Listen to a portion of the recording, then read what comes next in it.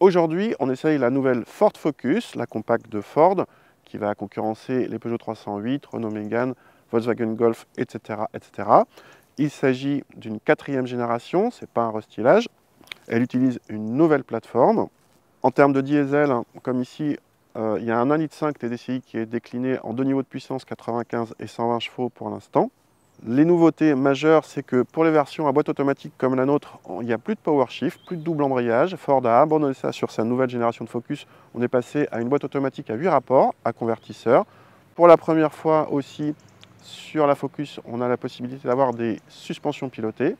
Cette Focus existe en berline et en break. Et il y aura aussi pour la première fois une variante Vignale, c'est-à-dire luxe, et une variante active, c'est-à-dire vaguement baroudeuse.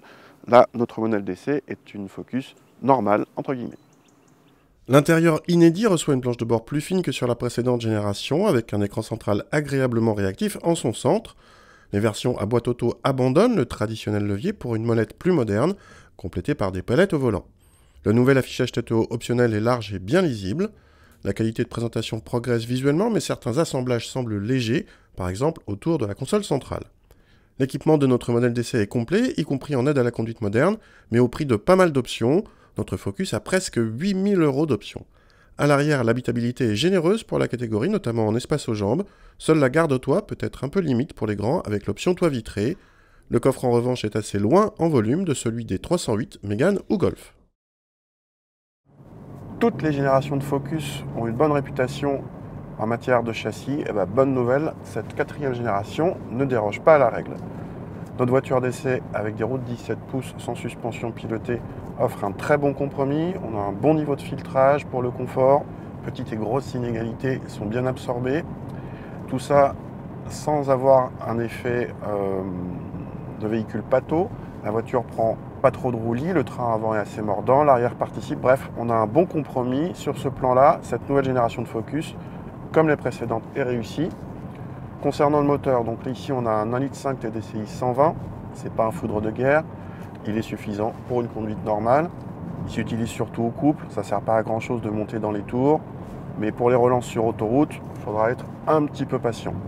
Parlons de cette boîte auto à 8 rapports, à convertisseur, puisque nous l'avons ici. Certains pourraient craindre que par rapport au power shift, qui était pas mauvaise du tout en double embrayage, on a une sorte de régression. C'est pas vraiment le cas. Alors oui, on perd un tout petit peu en rapidité de passage de rapport, mais la boîte est bien gérée, elle est douce, rapide. Dans l'ensemble, cette Focus est une très bonne réussite au volant. Bonne nouvelle du côté des consommations, avec des chiffres parmi les meilleurs de la catégorie selon nos mesures. La nouvelle boîte auto semblant plus économe que sa devancière. En tarif, la nouvelle Focus commence à un peu moins de 20 000 € en essence et à 22 000 € avec le diesel 95 chevaux. Notre modèle d'essai monte à 28 000 € avec un équipement correct. La boîte auto à elle seule étant facturée 1 700 €. C'est moins cher que les 308 ou Mégane directement concurrentes, même si la différence tarifaire s'est réduite.